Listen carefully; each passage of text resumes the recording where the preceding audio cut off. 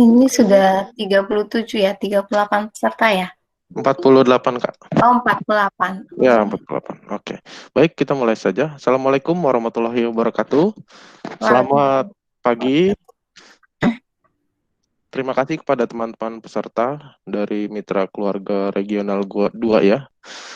Pagi ini sesuai jadwal kita akan presentasi webinar internal judulnya tentang One Care. Nah, di sini kita nggak sendiri, kita bekerja sama dengan BSN Medical, SNCT Company ya, terkait dengan One Care. Pastinya saya tidak sendiri di sini. Perkenalkan dulu, saya Octavian Tias Agung, saya dari TNP Mitra Keluarga Kelapa Gading. Saat ini berperan sebagai fasilitator dan peserta kali ini kita mengundang dari beberapa teman-teman di Regional 2 ya, yang beberapa teman-teman sudah bergabung, mungkin yang lainnya semoga segera menyusul. Dan pada pagi hari ini saya tidak sendiri. Di sini saya sudah ditemani keynote speaker kita yaitu Isra Febriani ya dari Iya. medical team BSN ya. Mm-mm. Oke, saya sedikit menjelaskan sebelum kita mulai tentang Google Meeting ya. Nah, saat ini kita menggunakan aplikasi atau platform Google Meeting untuk melakukan webinar pada pagi hari ini ya. Beberapa fitur yang teman-teman bisa dilihat adalah ini jika modenya portrait ya. Handphonenya, jadi ada di tengah ini adalah lambang untuk ketika teman-teman sentuh, dia akan keluar dari Google Meet. Biasanya nanti di akhir acara. Kemudian di sebelah paling kiri, yang gambar mikrofon, ini untuk merubah mode mic-nya, diaktifkan atau tidak. Nah, untuk saat ini teman-teman dimohon untuk ke mode mute ya. Kemudian yang di sebelah paling kanan, gambar kamera, ini untuk merubah kameranya ke mode on dan off. Lalu di bawah ada gambar kontak ya, ini untuk melihat berapa peserta, siapa aja, nama akun-akunnya bisa dilihat. Dan yang di tengah adalah untuk kolom chat. Jadi ketika teman-teman ingin chatting ke sesama peserta bisa diketik di kolom tengah atau jika ingin menanyakan pertanyaan ya. Yang pastinya ini sayang sekali teman-teman kita kalau nggak bisa hadir ya. Karena hadiahnya sudah kita siapkan cukup banyak nih ya dibanding webinar-webinar sebelumnya nih ya. Karena ada sponsor kebetulan ya. Jadi kita ambil 5 pemenang untuk kali ini ya. Jadi diharapkan teman-teman yang belum bergabung silakan diinformasikan biar segera masuk dan join dalam webinar kita kali ini. Saya bacakan sekilas tentang CV dari beliau. Nama lengkapnya Isa Febriani, gelarnya SKM. Beliau adalah alumni dari Universitas Diponegoro. Posisi saat ini jadi medical team di PT SCT Indonesia. Pengalamannya adalah pelatihan perawatan luka profesional ya. Beliau nanti akan sharing kepada kita terkait dengan wound care. Nah, silakan memberikan pertanyaan jika ada yang ingin ditanyakan atau teman-teman ingin sharing terkait dengan luka yang pernah di pengalaman ya dalam merawat luka pasien. Dan pastinya kebetulan teman-teman kita yang hadir saat ini tidak hanya dari perawat dan medis, ada dari penunjang dan non medis ya. Saya agak sedikit menyampaikan karena tentang luka pastinya nanti beliau akan mempresentasikan gambar-gambar luka ya. Bagi yang belum terbiasa mungkin agak gimana gitu ya. Kalau teman-teman perawat mungkin sudah terbiasa melihat luka yang bolong ya, yang besar gimana gitu. Nah, saya sedikit memberitahu nih. Jadi sebelum takutnya teman-teman yang penunjang atau non medis kaget nanti ngelihat luka-lukanya agak-agak gimana ya. Semoga bisa menambah ilmu kita dan pastinya untuk 5 pemenang tadi saya akan pilih 2 pemenang pertama adalah yang memberikan pertanyaan terbaik. Ya, jadi nanti ketika sesi tanya jawab, kita akan lihat siapa pertanyaan paling terbaik. Nanti akan dipilih oleh dari teman-teman tim BSN. Ya, kita akan pilih siapa yang terbaik dari 2 itu. Masing-masing mendapatkan saldo ya, saldo OVO Wih. atau saldo GoPay. Nanti kita tergantung dari pemenangnya maunya apa yang kita tawarkan. Senilai Rp100.000. Nah, kemudian 3 pemenang berikutnya adalah yang dia yang ketika mengisi link evaluasi di akhir mendapatkan nilai 100 ya, nilai 100 3 pertama. Nah, itu akan kita filter. Kita akan bisa lihat siapa yang mendapatkan nilai 100 pertama di 3 pertama itu tersebut ya. Pastinya teman-teman yang bisa menjawab pertanyaan adalah yang mengikuti webinar kali ini dari awal sampai akhir, dan pelatihan ini bersertifikat dan pastinya akan kita kirim ke email masing-masing peserta seperti biasa. Jadi teman-teman mohon mengisi emailnya dengan baik dan benar, karena pelatihan sebelumnya ada beberapa email yang gagal kita kirim karena sepertinya salah 1 atau 2 huruf ya. Oke, baik, untuk mempersingkat waktu ya, untuk Kakak Isra ya panggilnya ya. Ya, ya Ya. boleh. Boleh Kak Isra, silakan dimulai untuk presentasinya, waktu dan tempat saya persilakan. Ya.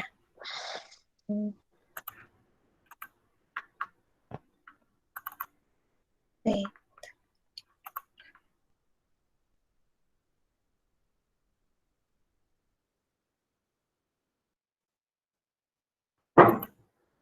Masih sudah bisa ya? Sudah terlihat belum ya? Belum Kak? Belum ya? Coba Gitu. diklik present.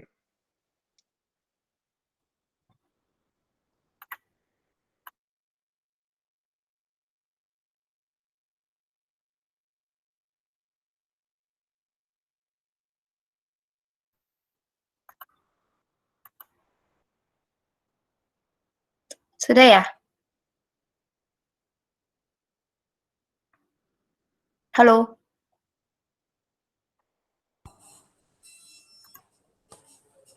Nah, sudah nih Kak, present. Tinggal masuk ke PowerPoint-nya Kak. Oke. Oh, tadi di close lagi.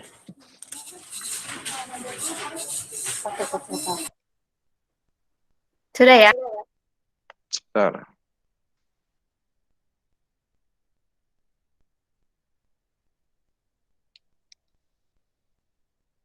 Sudah Kak, tinggal sound-nya aja di on Kak. Itu ke silent untuk saat ini. Ya, Oh ya. Dah, Sudah sudah. ya? Silakan sekarang balik ke Oke. PowerPoint. Ya. Oke, tinggal Yap. di slideshow. Oke. Ya. Saya emang nggak bisa ngeliat saya ya di sini ya. Oke, selamat pagi. Selamat pagi.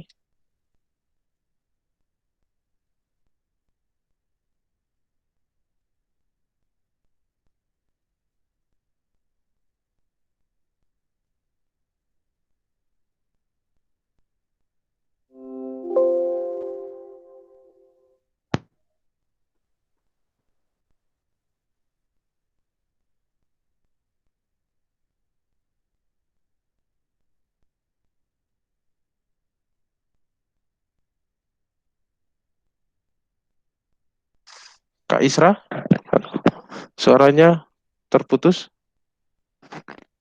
Halo?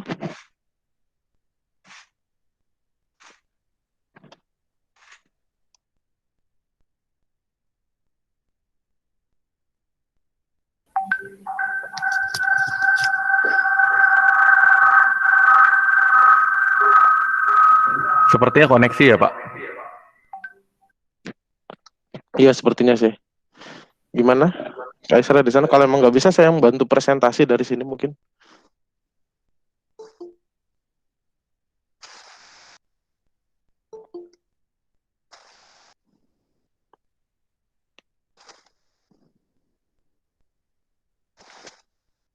Sedang connect lagi ya, Kak?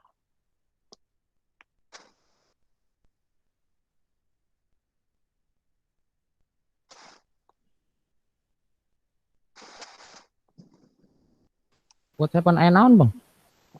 Sepertinya dari itu, sinyal pembicaranya, kan dia dari rumah tuh. Oh.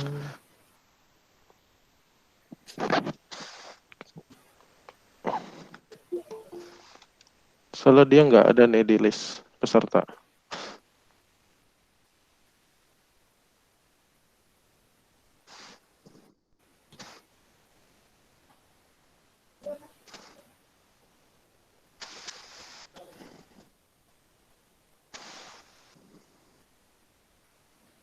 Halo, Pak. Ya, gimana Pak? Boleh dibantu slide presentasinya? Oke, untuk penyampaiannya gimana? Isranya dari sana. Nanti dibantu dari sini, dari Mitra Kelapa Gading. Sama orang-orang kita. Istilahnya mungkin terkendala koneksi. Oke. Coba saya present ya. Boleh.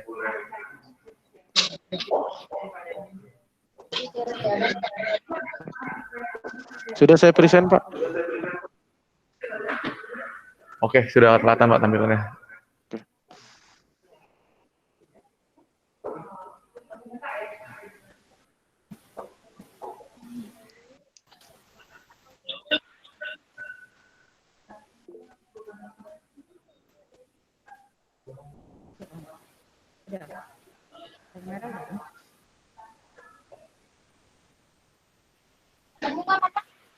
Oke.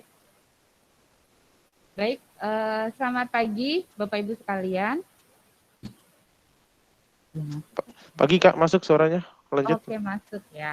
Oke, perkenalkan saya Sinta Asri, saya dari SCT Indonesia. Mohon maaf karena ada gangguan koneksi di tempatnya Kak Isra. Jadi saat ini saya akan menyampaikan, melanjutkan apa yang dipersiapkan oleh Kak Isra mengenai pressure injury. Oke, sudah kelihatan ya slide-nya ya? Sudah, Kak. Oke, boleh saya lanjutkan Pak? Lanjut. Oke, kita mulai ya. Assalamualaikum warahmatullahi wabarakatuh. Hari ini kita akan membahas mengenai pressure injury, lebih tepatnya bagaimana tantangan yang dihadapi untuk mengatasi infeksi pada kasus luka pressure injury. Nah, kita masuk dulu dari apa sih itu luka tekan. Luka tekan ini kasus yang cukup banyak di dunia, kasus yang sangat familiar untuk di ICU, di ruangan ICU, bahkan di USA sendiri, di negara yang cukup maju, di sana 10% itu kasus di ICU adalah untuk kasus luka tekan. Nah, makin berkembang makin mundurnya negara atau kita makin dimasuk di negara berkembang, ini kasusnya makin meningkat. Di Indonesia sendiri kasus luka tekan hingga 33%. Jadi bisa dikatakan sepertiga pasien ICU mengalami kasus luka tekan. Nah, kenapa pada kasus pasien ICU ini luka tekan makin meningkat? Karena pada pasien yang tirah baring, rata-rata pasien ICU itu pasien yang tirah baring, imobilitas, ini makin meningkat karena adanya gesekan pada bagian punggung, tidak dilakukan mika-miki dengan baik karena kondisi pasien, adanya demam. Nah, ini makin meningkatkan dari faktor-faktor terjadinya luka tekan. Kita lanjut lagi. Boleh next slide, Pak? Yap. Nah, ini adalah standar perawatan luka tekan yang ada di dunia, yaitu dari National Pressure Injury Advisory Panel. Bagaimana bentar ya.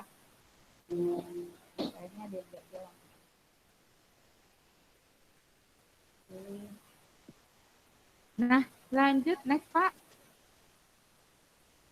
Nah, masalah apa sih yang sering atau paling banyak dihadapi pada perawatan luka tekan? Masalah yang sering dihadapi adalah infeksi. Nah, ketika kita berbicara infeksi, hal pertama yang keluar adalah pasti antimikrobial. Bisa dari iodin, bisa PHMB, banyak sekali sediaan-sediaan antimikrobial saat ini. Atau silver, honey, atau yang teknologi paling baru adalah DACC. Kalau kita berbicara antimikrobial, kita pasti berpikir tentang mekanisme antibiotik. Menghambat sintesis dari dinding sel bakterinya sehingga bakteri mati, merubah sel membran. Ini yang akan membuat bakteri ini tidak aktif atau bakteri mati sehingga tidak bisa berkolonisasi. Nah, kasus dari terbunuhnya atau matinya bakteri karena antibiotik ini padahal akan menimbulkan masalah baru nantinya. Next, Pak. Ini dia, dampak membunuh antibakteri.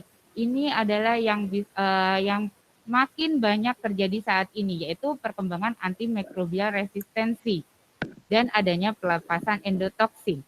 Wow, sepertinya Ibu Isra sudah bergabung di sini. Kita lanjutkan. Hai Isra.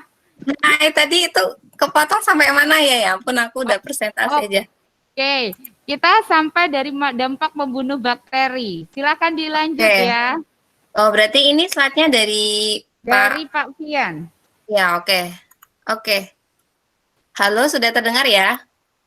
Sudah, Oke, Kak. terdengar. Oke. Nah, jadi saya panggilnya apa rekan-rekan Bapak Ibu. Jadi ada dua hal yang bisa terjadi atau masalah yang terjadi ketika kita menggunakan antimikrobial yang membunuh bakteri. Yang pertama yaitu adanya perkembangan resistensi, yang kedua adanya pelepasan endotoksin.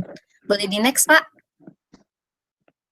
Nah, jadi ini kenapa sih kita harus memperhatikan atau kita harus aware terhadap perkembangan resistensi ini, karena faktanya adalah saat ini 30% pasien yang menjalani rawat jalan itu masih diresepkan antibiotik, sementara angka antimikrobial resisten di seluruh dunia itu sudah mencapai 700.000. Jadi 700.000 dari pasien-pasien di seluruh dunia ini sudah tidak atau ketika mendapatkan infeksi mereka sudah tidak bisa menggunakan antibiotik lagi, sehingga bisa diperkirakan pada tahun 2050 itu sekitar 10 juta kematian disebabkan karena antimikrobial resisten. Oleh karena itu penggunaan antibiotik yang membunuh bakteri ini memang sangat dihindari. Karena apa? Karena belum tentu pada tahun 2050 itu ditemukan kembali antimikrobial yang bisa membunuh beberapa jumlah bakteri yang sudah resisten. Jadi ini memang kita hindari. Yang kedua yang harus Bapak Ibu ketahui juga, next Pak, ketika membunuh bakteri itu akan keluar yang namanya endotoksin. Bapak Ibu pasti tahu ya, kalau misalnya di dalam tubuh bakteri itu ada dua jenis toksin. Yang pertama itu eksotoksin, yang kedua itu endotoksin. Kalau eksotoksin itu memang dikeluarkan oleh bakteri tanpa bakterinya dibunuh dulu. Tapi kalau endotoksin ini seperti yang terlihat di layar kaca Bapak Ibu, jadi endotoksin itu adanya di bagian terluar dari tubuh si bakteri.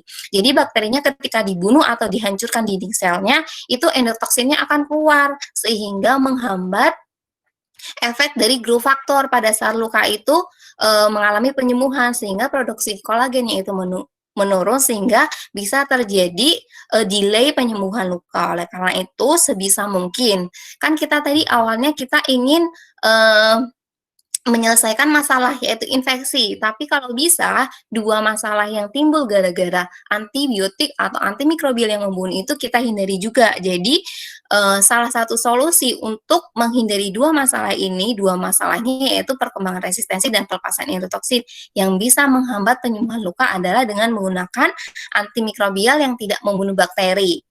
Next. Nah, Bapak Ibu pasti ada pertanyaan nih, loh kok bisa?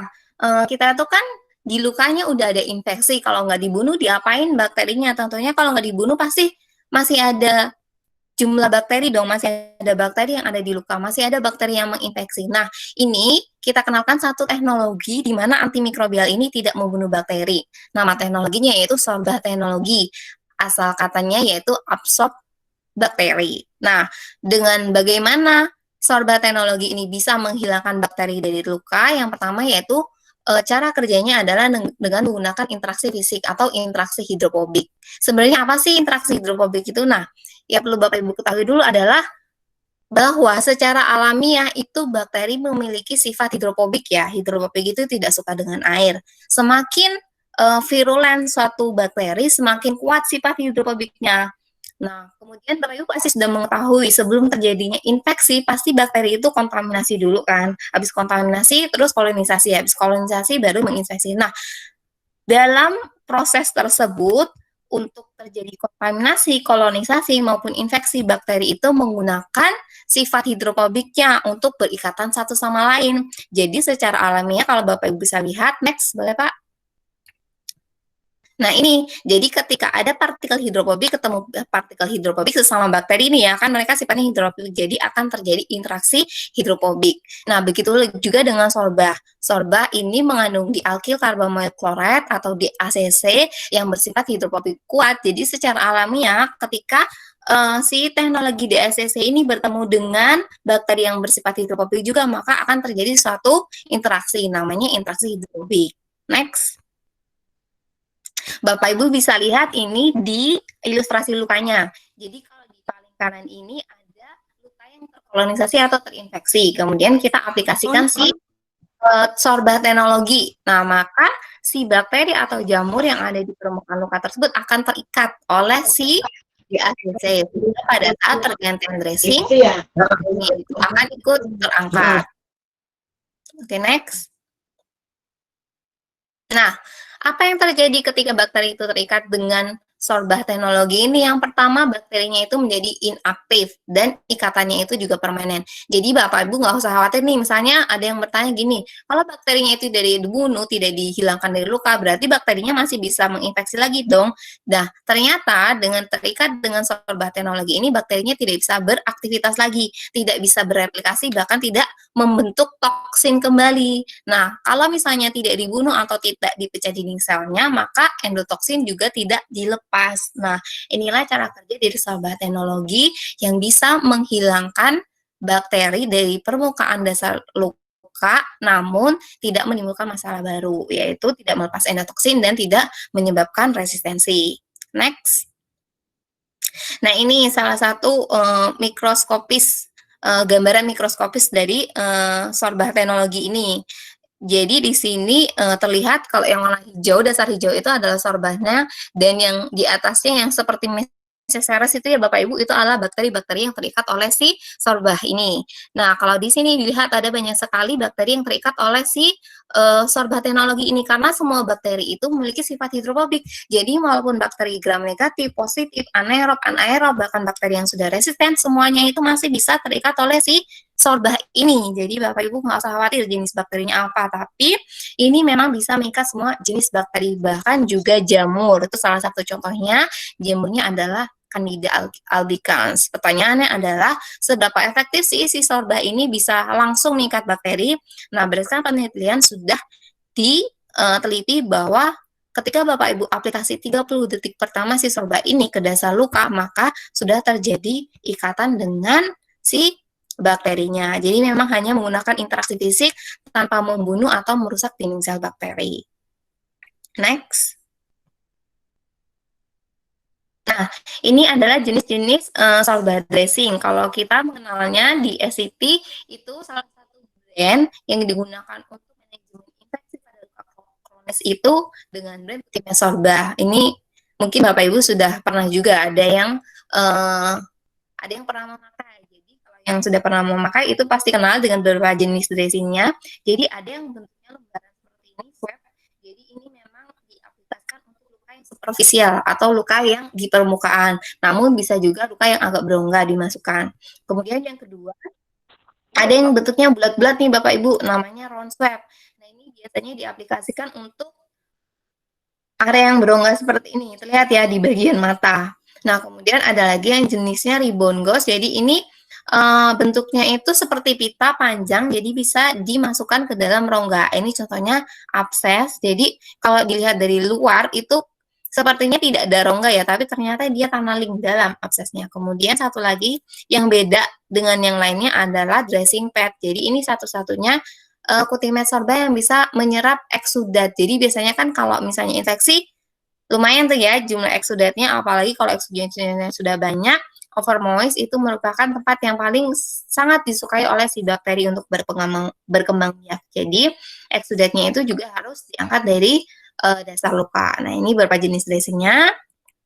Kemudian next. Nah, ini yang paling penting juga adalah bagaimana cara mengaplikasikan Kutimet Sorbah. Yang pertama, Kutimet Sorbah itu harus digunakan sebagai dressing primer atau yang kontak langsung dengan dasar luka. Kemudian yang kedua, tidak boleh dikombinasi dengan bahan oil. Misalnya seperti ointment, krim, atau solution. Pokoknya semua dressing yang berbahan asam lemak atau turunan asam lemak. Kemudian secara klinis si Kutimet Sorbah ini sebenarnya bisa diaplikasikan sampai dengan 7 hari. Namun tergantung dengan dressing sekundernya, karena penggunaan Kutimet Sorbah ini memang harus dibarengi dengan dressing sekunder atau absorbent dressing. Next. Nah, ini salah satu contoh penggunaan. Jadi ini yang Bapak Ibu yang harus diperhatikan adalah Kutimet Sorbah harus kontak langsung dengan dasar luka. Ini untuk menghilangkan infeksi dari dasar lukanya. Kemudian ditambah dengan penggunaan foam dressing atau absorbent dressing yang bisa menyerap eksudatnya, kemudian baru difiksasi. Fiksasinya misalnya bisa menggunakan plaster seperti Hipavik atau misalnya retention bandage seperti elastomuha. Nah, kapan sih pergantian Kutimet Sorbah ini, atau kapan sih ganti dressing setelah pakai Kutimet Sorbah ini? Jadi nanti tergantung pada secondary dressing-nya Bapak Ibu. Jadi misalnya penggunaan foam, misalnya foam-nya itu memang kapasitasnya banyak, jadi misalnya 2 atau 3 hari sudah boleh diganti.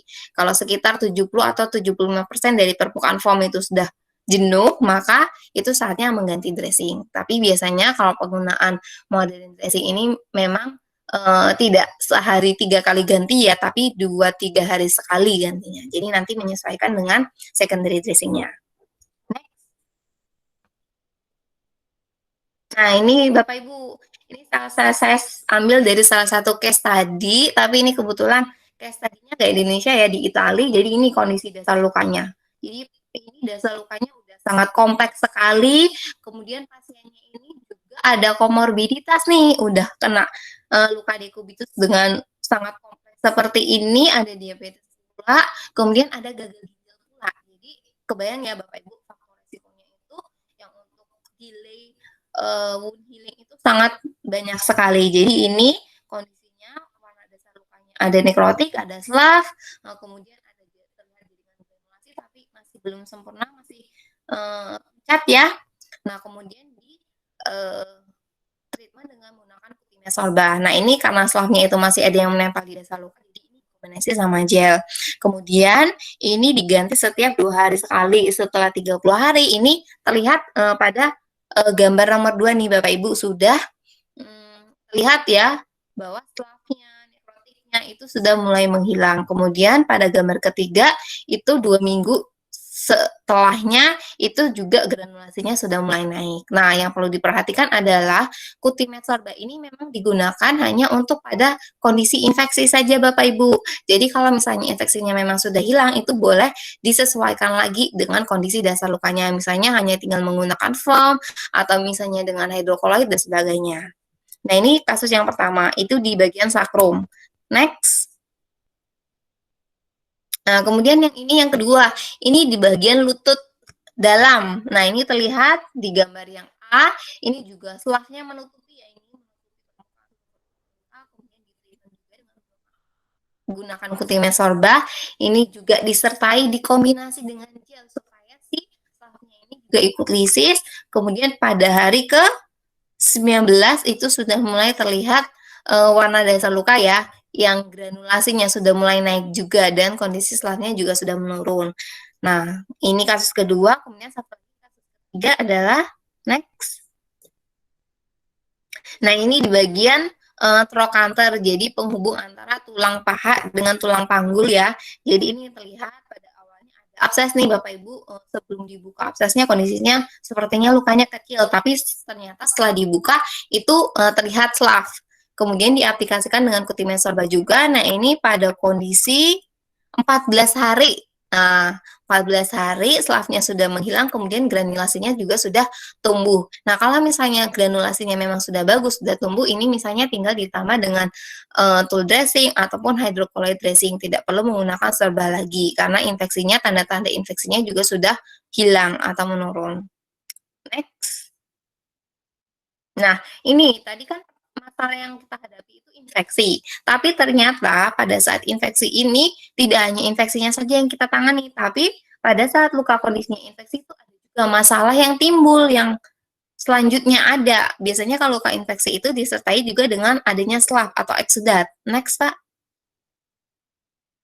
Nah, ini. Jadi kalau ada infeksi biasanya eksudatnya juga banyak. Nah, kalau eksudatnya ini tidak dihilangkan dari dasar luka, otomatis kondisinya overmoist. Jadi, kalau kondisinya overmoist itu, bakterinya juga bisa tumbuh lagi. Jadi, yang penting adalah eksudatnya ini juga harus dihilangkan dari dasar luka. Kemudian, setelah eksudatnya hilang atau slavnya hilang, ada lagi yang harus kita jagain Bapak Ibu ketika kondisinya next, Pak. Next lagi. Nah, ketika kondisinya sudah granulasi atau epitelisasi, ini kan namanya luka tekan. Luka tekan ini kan sangat rentan sekali pada gesekan, pada geseran, sama kondisi yang overmoist. Jadi kalau misalnya infeksinya udah kita tanganin, eksudatnya yang keluar dari akibat infeksi itu juga kita tanganin, jangan lupa juga menjaga supaya granulasi dan epitelisasi yang sudah terbentuk ini terjaga, supaya tidak grade-nya itu tidak bertambah lagi. Misalnya kalau misalnya sudah tumbuh granulasi atau epitelisasi sudah masuk grade 2, terus ternyata karena kita nggak kita jaga, kena gesekan lagi, kena friction lagi, kena trauma lagi, itu jadi bisa lebih dalam lagi, bisa masuk grade 3 lagi, bisa masuk sampai jaringan subkutan yang kena. Jadi masalah ini dari infeksi, kemudian dari infeksi itu muncul eksudat yang banyak, kita harus tangani, kemudian setelah proses granulasi atau epitasi kita juga harus treatment. Nah, next. Tadi kalau untuk infeksi kita sudah menggunakan sorba. Nah, ini Bapak Ibu kalau penggunaan atau untuk menghilangkan eksudatnya kita bisa tambahkan foam dressing. Nah, salah satu brand kami yaitu Siltek. Siltek itu asal katanya dari silikon teknologi. Saya yakin Bapak Ibu sudah banyak menggunakan ya untuk jenis-jenis foam ini, tapi yang Bapak Ibu perlu ketahui adalah benefit dari silikonnya ini. Nah, next Mas. Nah, jadi silikonnya ini memang sifatnya itu atraumatik, Bapak Ibu. Atraumatik itu tidak menimbulkan trauma pada luka. Jadi pada saat ganting itu dasar lukanya itu akan tetap aman dilindungi oleh si Cutimed Siltek ini. Kemudian yang kedua, ini satu-satunya yang mempunyai penambahan kapasitas daya serap. Nah, penambahan kapasitas daya serap itu untuk jika misalnya Bapak Ibu kan merawat pasien di rumah sakit, kemudian disuruh kembali misalnya 2 atau 3 hari lagi, tapi ternyata pasiennya itu tidak kembali. Nah, ini fungsinya untuk mengantisipasi ketika misalnya pasiennya tidak datang pada saat yang dijadwalkan, jadi eksudat yang keluar dari luka itu masih bisa ditangani oleh si penambah kapasitas daya serap ini, atau kita sebutnya pita super absorben. Jadi memang kalau misalnya eksudat itu kan memang bisa kita prediksi seberapa banyak keluarnya, tapi kalau misalnya kondisi tubuhnya itu menurun, atau misalnya ada faktor-faktor komorbiditas yang mempengaruhi, itu bisa saja kita prediksinya misalnya 100 cc nih yang keluar, terus ternyata tiba-tiba 150. Nah, kemudian ini di atasnya juga ada polyurethane filmnya. Ini mencegah supaya cairan yang sudah diserap oleh si foam ini, si Cutimed Siltek ini tidak terus keluar. Nah, ini kapasitas dari penyerapannya cukup banyak, yaitu 180 cc per 10 kali 10 dari Cutimed Siltek. Jadi Bapak Ibu bisa menggunakan foam dengan silikon untuk menyerap eksudat sekaligus melindungi dasar lukanya. Nah, next. Next, Kak. Nah, ini tadi kan kalau eksudatnya kita sudah serap, otomatis kita harus jaga nih proses granulasi atau epitelisasinya sampai benar-benar menutup. Nah, ini kalau sudah proses granulasi atau epitelisasi, kita tinggal jaga aja kelembabannya. Dijaga dengan mengaplikasikan pool dressing yang bahannya itu memberikan atau menjaga kelembaban. Jadi, fokus pada menjaga atau memberikan kelembaban saja, karena untuk resiko infeksinya sudah tidak perlu tidak perlu digunakan lagi, karena kan fokusnya kita adalah menumbuhkan jaringan epitelnya atau merangsang proses granulasinya. Jadi cukup dengan menggunakan parafin saja, tidak perlu parafin misalnya sudah ada parafinnya terus kita tetap menambahkan antibiotiknya. Jadi tidak perlu, karena ini fungsinya karena apa, fokusnya kita adalah menumbuhkan jaringan baru. Nah, Bapak Ibu bisa menggunakan salah satu brand kami yaitu Cutimed Siltek. Next.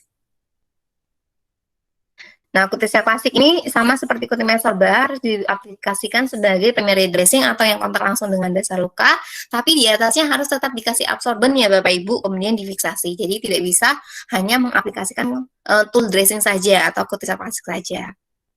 Next.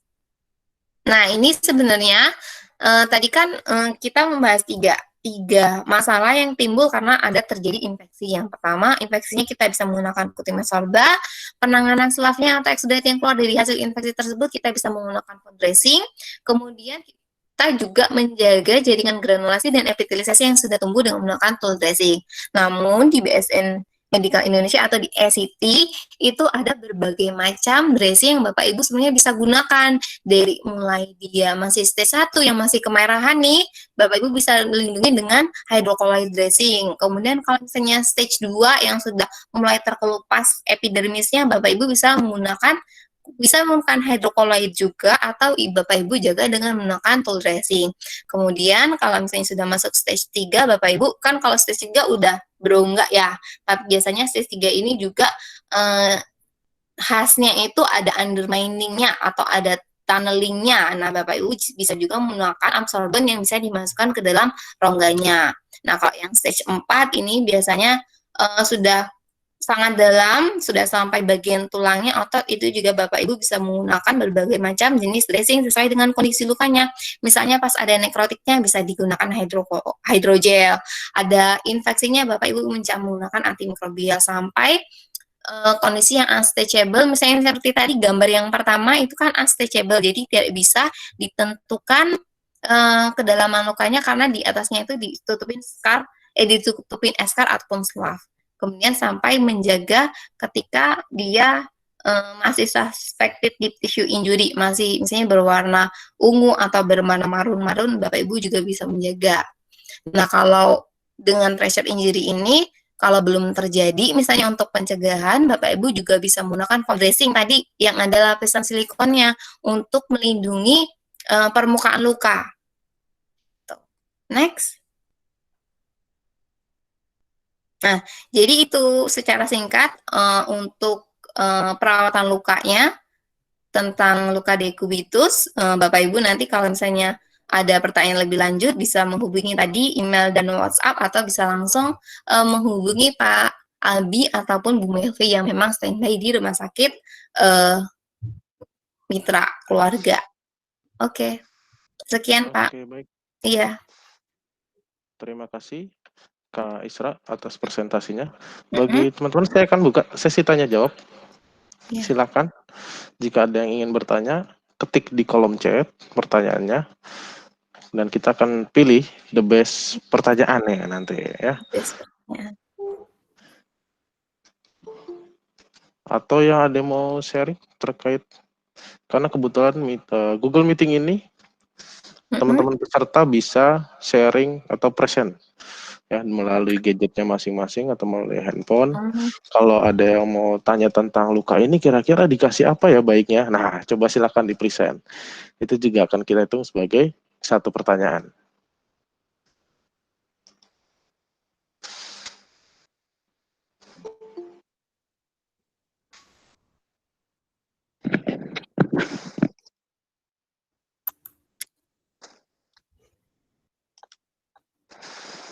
Belum ada pertanyaannya? Belum ada.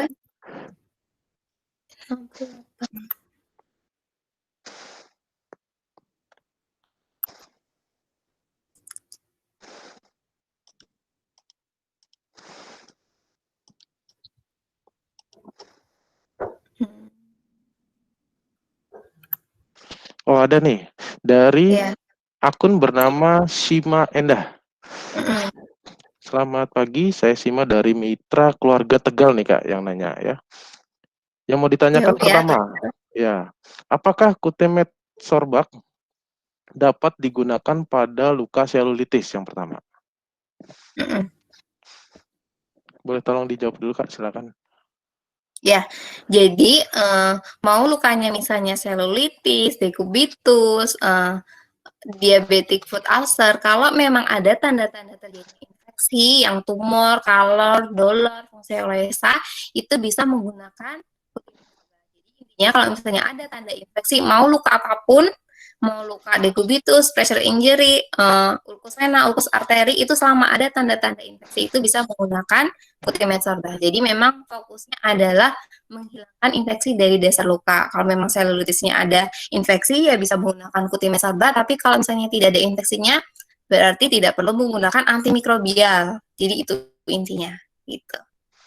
Tergantung dari anamnesanya berarti Kak ya. Kalau ada infeksinya kalau kita misalnya ya sudah kaji memang ada tanda-tanda infeksi, itu bisa menggunakan antimikrobial dressing. Itu intinya. Jadi semua antimikrobial dressing atau semua antimikrobial dressing itu memang digunakan pada saat terjadi tanda-tanda infeksi.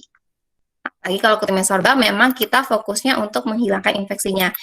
Gitu. Kalau nggak ada infeksi ya ngapain dikasih Kutimet sorbak gitu. Jadi atau misalnya untuk mencegah terjadi infeksi. Nah, itu bisa juga menggunakan Kutimet sorbak jika diperlukan ya. Oke, baik. Pertanyaan kedua Kak, masih dengan akun yang sama. Beliau menanyakan apakah penggunaan Kutimet sorbak ini dapat dikombin dengan penggunaan madu? Nah, Madu ini sebenarnya tergantung tujuannya juga. Madu ini fungsinya buat apa? Kan madu itu merupakan salah satu jenis antimikrobial dressing juga. Tapi kan cara kerjanya mempengaruhi integritas dari dinding sel bakteri. Nah, tadi salah satu efek samping dari mempengaruhi integritas dinding sel bakteri salah satunya adalah mengeluarkan endotoksin. Jadi kalau memang tujuannya penggunaan madu ini memang untuk menghilangkan infeksi, ya buat apa dikombinasi dengan Cutimed sorba? Cutimed sorba itu kan memang sudah salah satu antimikrobial dressing. Jadi penggunaannya salah satu saja, dan Cutimed sorba ini memang jika ingin dikombinasi dia itu hanya bisa dikombinasi dengan bahan hidrogel yang untuk membantu otolisis debri demam. Jadi kalau ditanya apakah dapat dikombin dengan penggunaan madu, kalau madunya memang digunakan untuk antimikrobial dressing, kita rekomendasikan penggunaannya satu saja. Oke, baik. Jadi salah satu ya, Kak. Karena fungsinya salah sama satu ya, aja. sama-sama antimikrobial. Ya, betul. Kalau memang madunya difungsikan sebagai antimikrobial, ya kita pilih salah satu. Karena cukup satu, ngapain kita harus dua gitu. Satu aja cukup. Kalau satu bisa untuk semua jenis bakteri, kita pilih salah satu aja. Gitu. Jadi harus efektif juga ya, efisien ya. Iya, Jangan- harus efektif, efisien. Kasihan juga kan nanti pasiennya, padahal sama nih, sama-sama antimikrobial dressing, tapi kenapa harus dua-dua kan? Kita cost efektif juga, jadi lebih baik pilih salah satu. Oke, baik. Pertanyaan berikutnya, mengingat teknik perawatan luka sekarang dengan madu. Oh, jadi karena lagi tren nih, Kak, makanya dia menanyakan. Iya, sepertinya masih madu ya. Mungkin bisa ditambahkan kalau Bu Sima melihat dari beberapa jurnal terkait dengan perawatan luka madu ya, tujuan dan tekniknya. Iya, Ya. tujuannya. Ya, tujuan dan tekniknya seperti apa. Disesuaikan saja dengan asesmen yang sudah dilakukan terhadap lukanya, kemudian tujuan dari penggunaan madu itu sendiri. Gitu. Oke, lanjut. Akun bernama Muhammad Alel. Ini dari mitra mana nih? Luka seperti jerawat di wajah bisa nggak sih, Kak, pakai dari BSN produknya? Apa nih, Kak? Ini jerawat di bagian di mana nih? Di wajah, muka Kak, ya. di wajah, ya. Nah, kalau di wajah itu kita punya satu dressing namanya hydrocolloid dressing. Jadi hydrocolloid dressing Cutimed Hydro L itu sebenarnya bisa digunakan untuk mengurangi terjadinya inflamasi pada saat terjadinya jerawat. Tapi kan Cutimed Hydro L itu bentuknya 10x10 ya. Jadi kalau misalnya diaplikasikan ke luka yang jerawat ya harus dipotong seharusnya. Gitu. Oke, jadi Itu ada salah satu ya dressing yang bisa dipakai pada saat terjadi jerawat. Gitu. Ini out of the box ya pertanyaannya ya. Padahal cowok Muhammad Alel. Sepertinya perempuan ya, Kak. Cuman akunnya aja. Oh iya, oke. Oke, selanjutnya dari Yulis Naini. Kalau luka tekan basah grade 3, apakah pemakaian dressing juga 7 hari seperti yang dipresentasikan tadi? Nah, tadi kan kalau grade 3 dengan basah itu otomatis Cutimed sorba tadi intinya kan adalah untuk penggunaan infeksi, menghilangkan infeksi. Kalau untuk menyerap eksudat hanya Cutimed sorba dressing pad yang bisa menyerap eksudat. Jadi, kalau penggunaan misalnya luka tekan basah grade 3 ada infeksinya, kita aplikasikan Cutimed sorba, di atasnya kita penggunaan foam dressing nih. Bapak Ibu. Nah, foam dressingnya menyesuaikan bisa bertahan berapa lama. Secara klinis memang Cutimed sorba itu bisa sampai 7 hari. Tapi kan penggunaan Cutimed sorba itu tidak hanya sendiri, harus ditambahi dengan foam dressing atau absorbent dressing. Jadi melihat kapasitas dari foam dressingnya atau absorbent dressingnya. Kalau misalnya memang 2 atau 3 hari foam dressingnya sudah penuh, ya berarti harus diangkat semuanya. Nggak hanya foamnya atau absorbennya saja, tapi Cutimed sorbanya juga harus diganti juga, seperti itu. Jadi lihat dari secondary dressingnya. Lihat dari secondary dressingnya, asesmen lagi juga lukanya seperti apa setelah diaplikasikan setelah 2 atau 3 hari, baru kita aplikasikan dressing yang tepat lagi, sesuai dengan dasar luka yang sudah berubah juga sesuai dengan asesmen lukanya. Ya. Terima kasih. Semoga menjawab pertanyaan dari Yulis. Nah ini selanjutnya dari Dwi Natia. Jika luka decubitus berongga dalam, lebih baik menggunakan Cutimed apa nih, Kak? Nah, terus dan berapa lama atau per berapa hari harus diganti ya Cutimednya? Ya, nah jadi ini juga tergantung dengan asesmennya luka berongga dalamnya seperti apa. Apakah luka berongga dalamnya misalnya sudah dalam granulasi yang sehat, kita bisa misalnya aplikasikan alginat untuk merangsang pertumbuhan granulasinya. Atau misalnya berongga dalam dengan ada banyak sekali eksudat atau slav, kita bisa menggunakan foam dressing untuk menyerap. Atau misalnya luka berongga dalam dengan ada infeksi, kita juga bisa tambahkan antimicrobial dressing. Jadi memang penggunaan beberapa dressing ini memang disesuaikan dengan pengkajian yang telah kita lakukan. Ini kan kalau pertanyaannya berongga dalam aja, rongga dalamnya seperti apa nih? Kan kita nggak tahu. Apakah rongga dalam yang sudah jaringannya sehat, apakah rongga dalam yang terinfeksi, atau misalnya rongga dalam yang banyak nekrotiknya. Nah, jadi beberapa dressing itu sebenarnya bisa kita kombinasi gitu. Kalau untuk rongga dalam saja, misalnya hanya sedikit eksudatnya, kita bisa menggunakan Cutimed.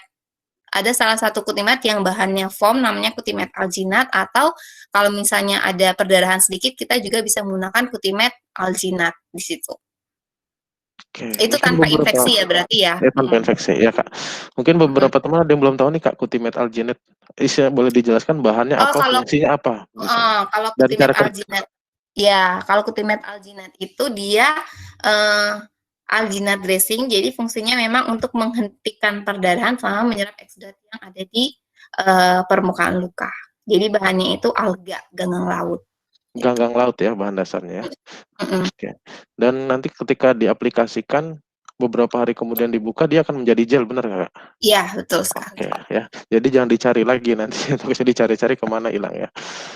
Oke, masih bisa jadi kalau dalam bentuknya itu kan seperti serat-serat, tapi kalau misalnya sudah menyerap eksudat atau sudah menyerap darah, dia seperti gel. Jadi masih tetap bisa diambil, tapi bentuknya itu jadi satu kesatuan, jadi nggak ambiar gitu Mas. Kalau nggak apa ya, nggak hancur dressingnya itu. Kan ada beberapa alginat ketika sudah diaplikasikan dia malah hancur, jadi agak susah untuk mengambil dari dasar lukanya. Nah, kalau Cutimed alginat ini memang dia jadi satu kesatuan gitu. Oke, semoga menjawab untuk Bina Tia. Selanjutnya, Aseka Banita, nama akunnya nih. Selamat pagi, mau bertanya. Sepupu saya beberapa minggu yang lalu kecelakaan motor dan kakinya diperban.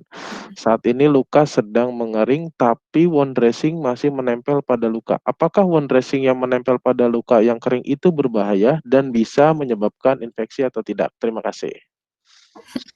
Nah, ini menarik ya. Jadi salah satu tujuan kita menggunakan modern dressing itu adalah menghindari supaya tidak ada perlengketan ke dasar luka.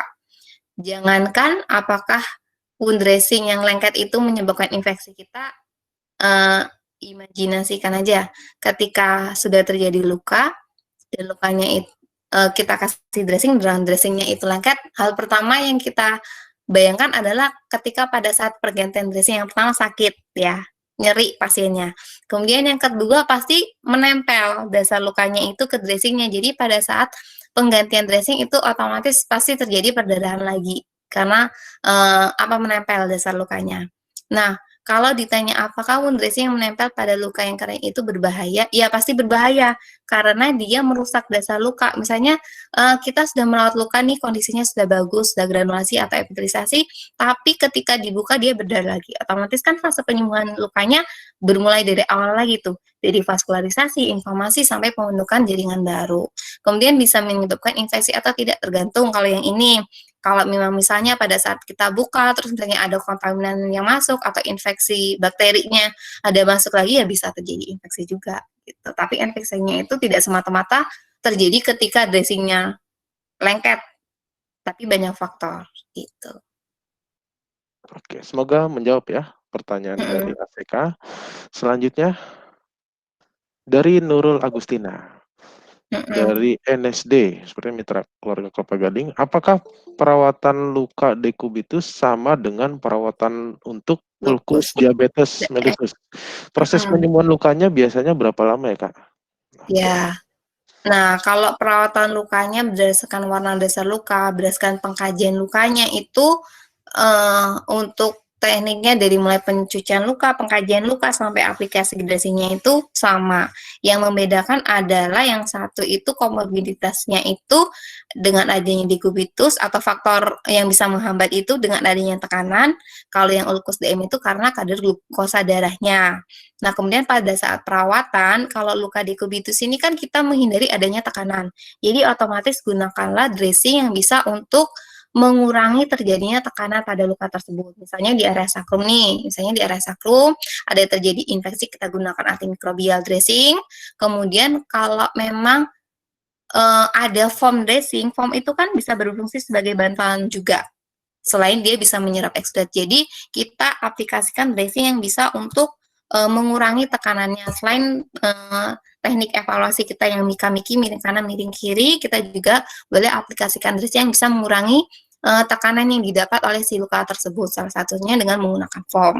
Nah, kalau DM juga begitu. DM kan juga biasanya terjadi di area tumpuan kaki paling bawah tuh.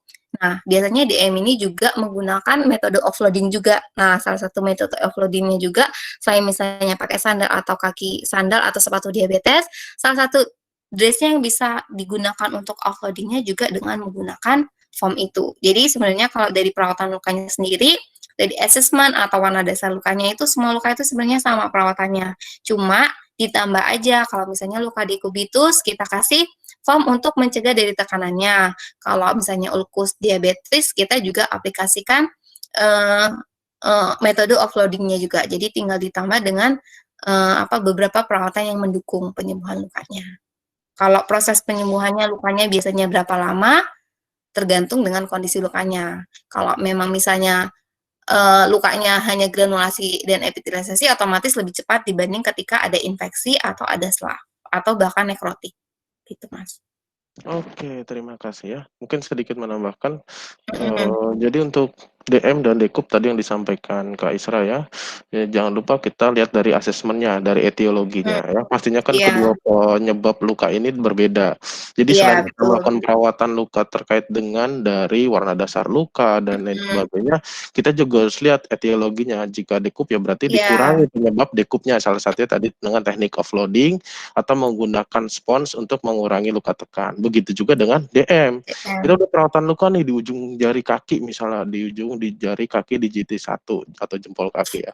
Kok lukanya nggak sembuh-sembuh padahal udah menggunakan penggunaan dressing yang tepat. Oh, ternyata gula darahnya tidak terkontrol. Nah, itu juga bisa salah yes. satu penyebab kenapa lukanya tidak bisa sembuh. Jadi harus kombinasi ya, dilihat dari etiologi dan penyebab dari luka tersebut. Mungkin itu ya kayak tambahannya ya. Iya, betul. Jadi memang penyakit utamanya itu juga tidak boleh kita lupakan. Kalau misalnya sedang merawat luka, kalau misalnya dekubitus ya berarti kita usahakan pasiennya itu memang tidak mendapat tekanan yang berlebih pada posisi yang sama dalam waktu yang lama. Kalau dekubitus ya berarti harus memperhatikan faktor offloadingnya juga, tekanan darahnya juga, gula darahnya itu juga harus terkontrol gitu. Oke, lanjut ke Iya. ini dengan akun yang sebelumnya nih Kak, Dwi Natia. Jika sudah ada granulasinya, apakah benar sudah memakai sorbak swab? Jika sudah ada granulasinya, apakah benar sudah memakai sorbasep? Ini maksudnya gimana ya, Mas? Sambung dari pertanyaan sebelumnya, luka dekubitus berongga dalam lebih baik menggunakan Cutimed apa dan berapa lama atau per berapa hari harus diganti Cutimed-nya? Jadi ini lukanya udah granulasi nih Kak. Jadi Heeh. menurut ya, Kalau lukanya apakah sudah, apakah penggunaan menggunakan Cutimed Cutimed itu sorbak ya? swab lagi?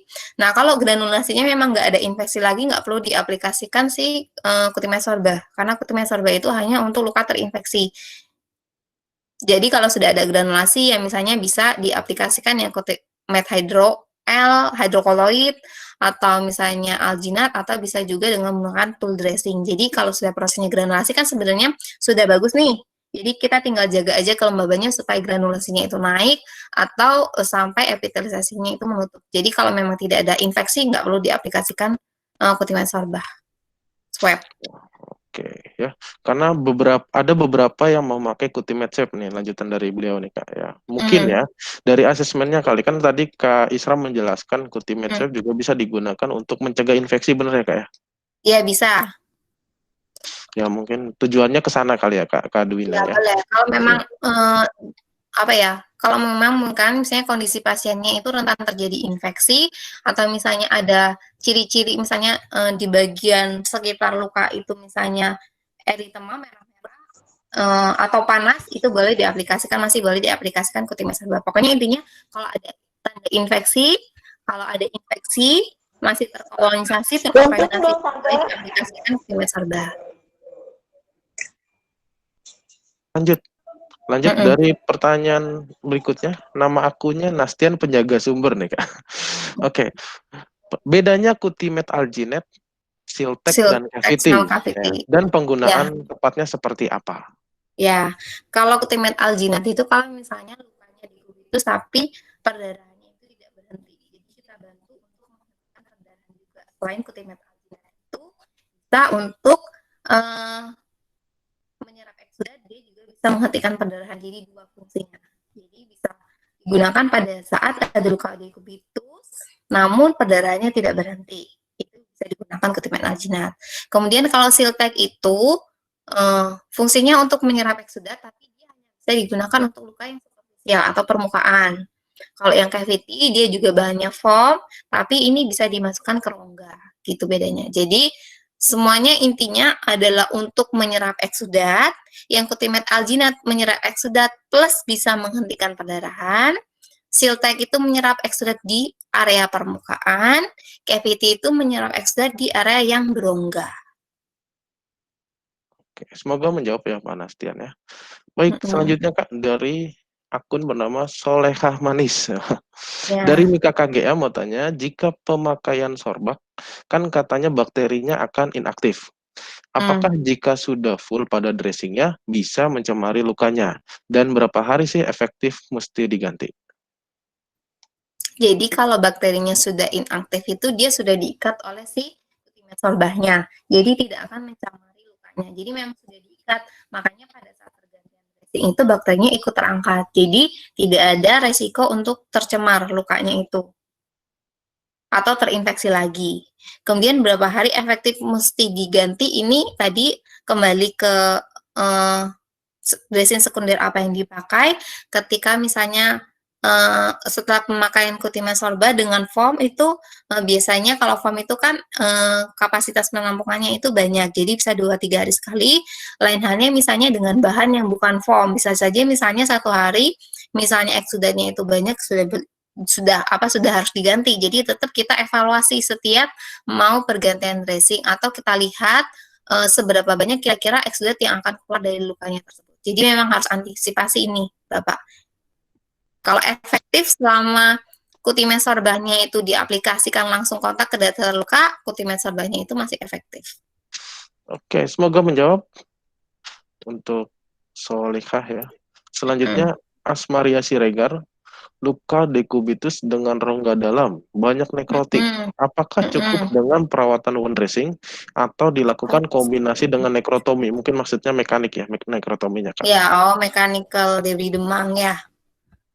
Kalau memang sebenarnya kan sebelum aplikasi dressing itu biasanya kita cuci luka dulu. Setelah cuci luka kan biasanya kita menghilangkan jaringan mati ya. Kalau memang misalnya nekrotiknya itu masih bisa Bapak Ibu misalnya di swab dengan kasa basah itu, atau misalnya dilakukan nekrotomi atau mechanical debris demam, itu boleh dilakukan mechanical debris demam juga sebelum pengaplikasian hydrogel dressing misalnya. Jadi tetap untuk tahapan perawatan luka dari mulai cuci luka, melakukan pembersihan luka, atau melakukan otolisis atau melakukan mechanical debris demam itu tetap dilakukan sebelum mengaplikasikan dressing. Gitu. Baik, semoga menjawab. Selanjutnya dari Anita mau bertanya, pada luka dekubitus di bokong, efektif pakai Kutimet sorbak selama 7 hari. Haruskah ganti bila BAB tiap hari, Kak? Mau tanya Kak, pada luka dekub di bokong efektif. Nah, ini tergantung sama apakah ketika dia BAB itu kan bagian sakrum itu memang dekat dengan area untuk BAB. Maaf. Tapi kalau misalnya dia BAB-nya itu memang dressing-nya itu kering, tidak basah, itu tidak perlu diganti. Kan kita mengganti dressing-nya itu kalau kondisinya sudah jenuh atau misalnya basah atau terkelupas dressing-nya, dressing fiksasinya. Namun kalau memang misalnya pada saat dia maaf BAB itu tapi kondisi dressing-nya itu memang apa ya, masih kering, tidak terkena BAB-nya atau tidak terkena eh, air, itu tidak apa-apa diaplikasikan. Tapi kalau memang sudah terkena air, basah, ya harus kita ganti. Jadi Oke, kan kondisi basah atau terkena BAB itu bisa menjadi sumber infeksi juga dari luar ya, walaupun di dalamnya misalnya sudah dikasih putih serbat, tapi misalnya dari luar juga ada faktor resiko apa namanya untuk meningkatkan infeksi juga kita ganti. Oke, semoga terjawab oleh Mm-mm. Anita ya. Oke, Mm-mm. di chat nggak ada lagi nih Kak untuk pertanyaan. Saya Mm-mm. tawarkan kepada teman-teman yang punya misalnya foto luka pasiennya gitu ya. Saya punya pasien seperti ini nih kayak gimana sarannya penggunaannya? Boleh silakan di-present kan menggunakan HP-nya. Nanti masuk ke galeri mungkin sudah difoto ya. Bisa Iya. sekalian diskusi di sini juga buat teman-teman yang lain. Gimana? Ada? Kalau ada boleh ketik dulu di chat. Nanti biar kita tunggu. Nanti kalau nggak ngerti kita bantu bagaimana cara presentasinya.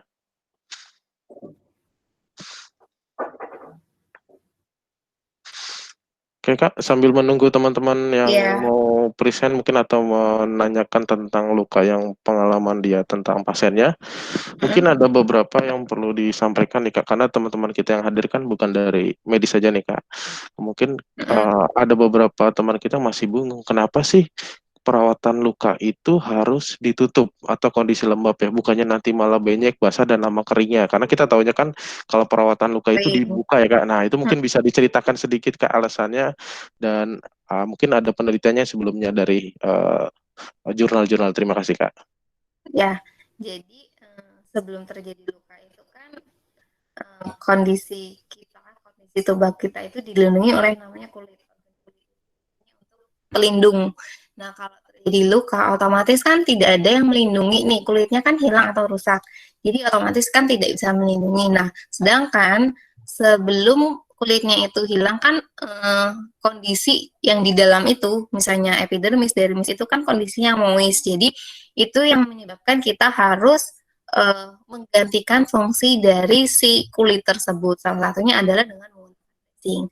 Kenapa sih dia itu harus moist? Karena kalau dengan moist itu jaringan-jaringannya akan maksimal kondisinya untuk bisa tumbuh. Sebenarnya kan mekanisme tubuh kita itu sendiri ketika terjadi luka kan sudah otomatis ya, sudah terjadi perdarahan, inflamasi, proses granulasi dan epitelisasi itu juga sudah otomatis dari tubuh kita itu sendiri. Tapi kalau tidak dijaga, kalau tidak dilindungi, otomatis nanti misalnya akan ada kontaminan masuk, akan ada infeksi masuk. Jadi itu yang menyebabkan kita harus menjaga luka itu tetap moist. Kondisinya moist, proses granulasi epitelisasinya itu bisa berjalan dengan baik. Tapi kalau misalnya kondisinya itu terlalu kering atau kering, otomatis nanti jaringan yang tumbuh itu tidak bisa tumbuh dengan baik. Alhasil misalnya dia jadi kekurangan nutrisi, jadi kekurangan oksigen, alhasil dia bisa jadi nekrotik. Begitu juga kalau misalnya kondisinya basah. Kita ibaratin aja kondisinya basah, otomatis jaringan yang akan tumbuh itu tertutupi oleh eksudat atau selap. Jadi tidak bisa maksimal pertumbuhannya. Jadi itu alasannya kenapa kita harus menjaga luka itu tetap moist. Moist yang kita harapkan itu adalah moist yang cukup, tidak terlalu kering, tidak terlalu lembab. Kalau Bapak Ibu pengen tahu kondisi moist yang optimal itu, kalau kita pegang hidung kita itu rasanya seperti itu. Jadi kondisi moist di luka itu yang harus kita jaga itu seperti kondisi hidung kita moist. Oke, terima kasih. Semoga membuka wawasan kepada teman-teman ya. Jadi luka itu kalau bisa sekarang jangan di open ya, dibuka ya, karena resiko terkontaminasi dengan mikrobial. Jadi infeksi, salah satu infeksi adalah penyebab menghambat penyembuhan luka ya. Jadi makanya dressing sekarang atau balutan luka modern itu adalah fungsinya melembabkan ya Kak ya. Jadi jangan heran, kok dipakai ini malah jadi basah, malah jadi diperhatikan lagi ya cara penggunaannya, apakah sudah tepat dressing yang kita pakai gitu ya. Jadi kalau ada pertanyaan nih, misalnya kondisinya sudah basah, kok bisa tambah basah? Intinya itu sebenarnya prinsipnya cuma 3 Bapak Ibu. Jadi kondisinya lukanya itu, mau luka apapun, kita kondisikan luka itu 3 kondisi. Yang pertama lukanya itu kering, yang kedua moist, yang ketiga itu basah. Jadi kalau misalnya kan ada 3. Jadi kalau kondisinya kering kita harus moistkan, kondisinya basah kita juga harus moistkan. Jangan kondisinya sudah basah kita jadi kering kan nggak boleh juga. Tapi kondisinya itu harus dibawa ke kondisi yang moist. Kalau kering kita kasih preparat misalnya hydrogel dressing untuk melisiskan si nekrotiknya atau melisiskan jaringan matinya, kemudian kita bawa ke suasana yang moist. Kemudian kalau misalnya dia basah, kita harus rub Epsodentnya juga supaya kondisinya itu moist. Jadi cuma 3 kondisinya, basah, moist, sama kering. Nah, semuanya itu kita harus bawa ke kondisi yang moist atau lembab. Jadi supaya memudahkan, supaya tidak terjadi yang sudah basah kita tambah basah lagi, ya nggak boleh juga. Yang sudah kering kita keringkan lagi, ya nggak boleh. Jadi semuanya itu harus moist. Baik, terima kasih untuk triknya ya. Oke. Sudah kirim gambar lukanya via WA. Oh, kata ada yang kirim via WA nih, Kak. WA Sebentar ya. kemana nih? WA ke saya sepertinya ya. Oh ya, oke. Nah, paling Berarti- saya boleh minta waktunya sebentar ya, Mas. Ya, boleh Kak. Jadi Silakan. ini kalau misalnya Bapak Ibu misalnya nih nggak bisa menghubungi salah satu tim kami misalnya atau misalnya Bapak Ibu ada kasus luka bisa email aja di sini. Kelihatan nggak ya Mas? Belum Halo? Kak, belum di present. Oh, belum ya. Sebentar seluruh layar. Jadi kalau misalnya untuk sharing-sharing atau misalnya mau tanya-tanya tentang seluruh produk yang ada di ICT, Bapak Ibu bisa email ke alamat informasi@sct.com atau bisa ke 0813 1642 6682. Jadi ini semacam hotline-nya kita ya. Jadi bisa email ataupun bisa kontak by WA. Gitu. Ini kan nggak hanya di Kelapa Gading aja kan ya Mas ya? Ya, Ini pesertanya ya. Dari yang lain ada yang hadir beberapa. Iya, betul. Oke, saya coba present ini. Tadi Ya. ada yang menanyakan mengirimkan foto. Kirimnya kebetulan via WA nih. Kita buka ya. Kelihatan nggak Kak? Belum. Ini kan lukanya sepertinya untouchable ya ini ya. Iya. Karena hitam di luar jadi nggak kelihatan ada luka yang terbuka ya Kak. Cuman kita nggak tahu nih grade-nya berapa nih Kak. Boleh dijelaskan Kak? Kalau ini memang kalau dari sisinya, kalau dari stage-nya ini memang ini memang tidak grade 1, tidak grade 2, tidak untouchable juga ya.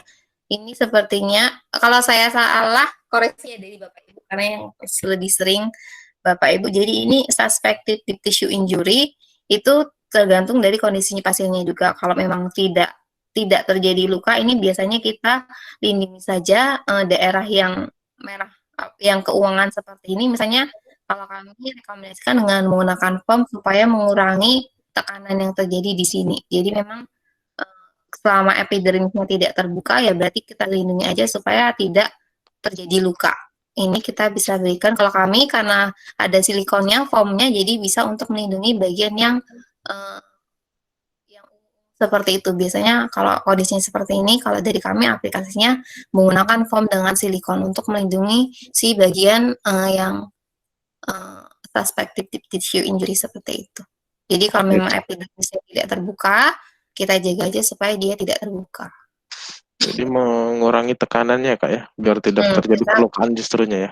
Ya, kecuali kalau misalnya di bagian dalamnya misalnya ada cairannya, otomatis kan nanti cairannya itu bisa menjadi sumber infeksi juga atau misalnya bisa merusak jaringan epitelisasi. Misalnya kalau misalnya sudah terbuka itu bisa kita jaga dengan menggunakan hidrokoloid atau bisa menggunakan tool dressing gitu. Kalau misalnya sudah terbuka ya, tapi kalau misalnya kondisinya belum terbuka seperti itu, kami rekomendasinya menggunakan foam aja. Oke, ya. Terima kasih. Semoga terjawab bagi penanya. Gimana untuk teman-teman? Ada lagi? Kalau tidak ada, berarti kita cukupkan untuk sesi tanya jawab ini dan sharing presentasi. Ya, sesuai janji tadi, kita akan pilih Kak the best. Ini nih, pertanyaan terbaik. Boleh Kak Isra pilih atau dari teman-teman dari BSN silakan. Pertanyaannya Menentukan.